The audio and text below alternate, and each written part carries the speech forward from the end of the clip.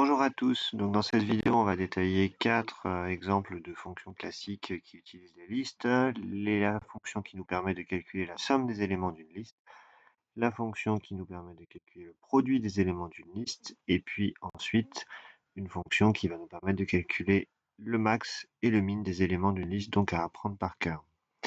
Donc à chaque fois, je vais donner deux versions. Je vais donner deux versions. Pourquoi? Puisque une liste, on peut la parcourir donc élément par élément ou indice par indice. Donc vous aurez à chaque fois les deux versions. Alors, première version pour la somme. Quand on a une somme ici à calculer, l'idée c'est toujours d'initialiser notre somme à 0. Et puis ensuite, pour k élément de la liste, on va ajouter toujours k à la somme. Et quand on aura fini de parcourir la boucle, on aura fini de parcourir la liste. Et donc, on va avoir ici le S qui sera donc la somme des éléments d'une liste. Et donc, on va faire return S. Autre version. Dans ce cas-là, qu'est-ce qui va se passer? Vous allez avoir S égalé à 0. Et vous allez parcourir cette fois-ci la liste. Vous allez la parcourir indice par indice. Donc K, vous allez le prendre dans l'ensemble 0 jusqu'à la longueur de L moins 1. Et donc vous n'allez non pas ajouter K, attention, on n'ajoute pas l'élément, on ajoute L crochet K, puisque K cette fois-ci représente l'indice des éléments. Et donc on fait S plus égal L crochet K, et donc à la fin on renvoie S qui sera donc la somme des éléments des listes où on a été les chercher indice par indice.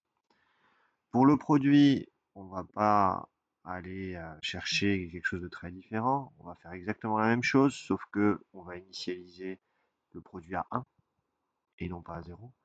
Et on va non pas faire la somme, mais on va faire le produit à chaque fois. On va multiplier le produit précédent par la valeur de l'élément de la liste et on va renvoyer le produit P.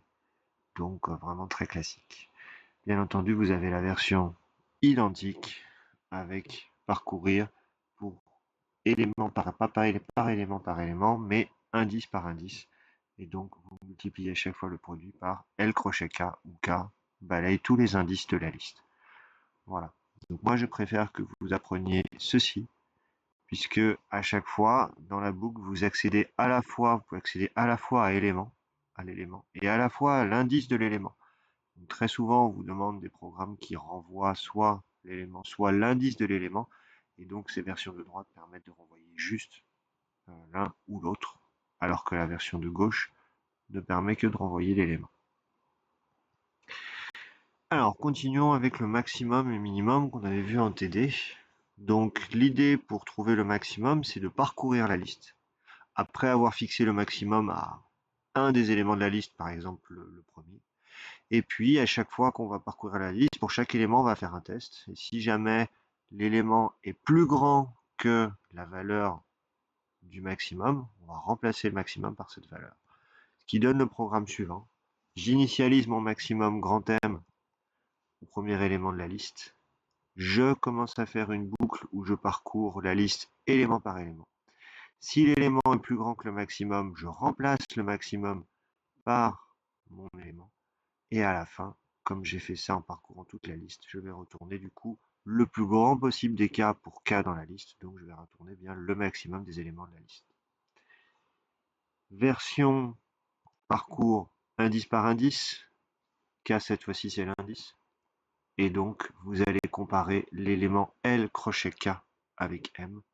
Et si jamais cet élément est plus grand que M, vous allez remplacer M par la valeur L crochet K. Et vous allez renvoyer M.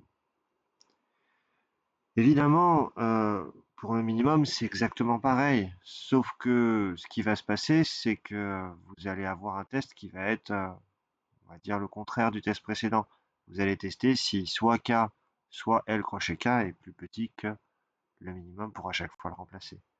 Donc, vous allez avoir un troisième programme qui va être exactement la même chose, sauf que ici, vous voyez qu'on a une inégalité qui change.